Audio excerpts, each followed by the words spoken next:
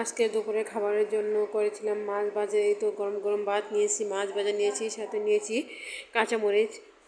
কই মাছ ভাজা ছিল, কই মাছ একটু উঠে নিলাম, তো এক লোকমা মুখে দিলাম। অনেক মজা ছিল কই মাছ ভাজাটা। সরিষার তেল দিয়ে কই মাছ ভাজা করেছিলাম। এখন নিয়েছি মাছের জুড়া, এটা লেবু পাতা দিয়ে রান্না করেছি। খেতে কী যে মজা হয়েছিল, লেবু পাতার গ্রান, আর খেতে তো অনেক মজা ছিল।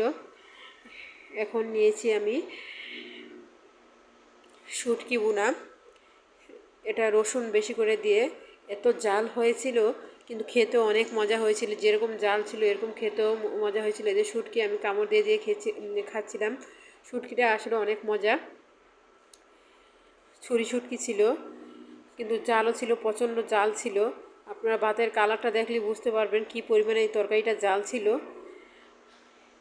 যেরকম জাল ছিল ওইরকম মজাও ছিল। ছুরি শুটকি বোনা তো অনেক মজা লাগে আমার কাছে, কার কাছে কেমন লাগে সবাই কমেন্টসে জানাবেন। তারপরে নিয়েছি দেশি মুরগির বাচ্চা বোনা করেছিলাম।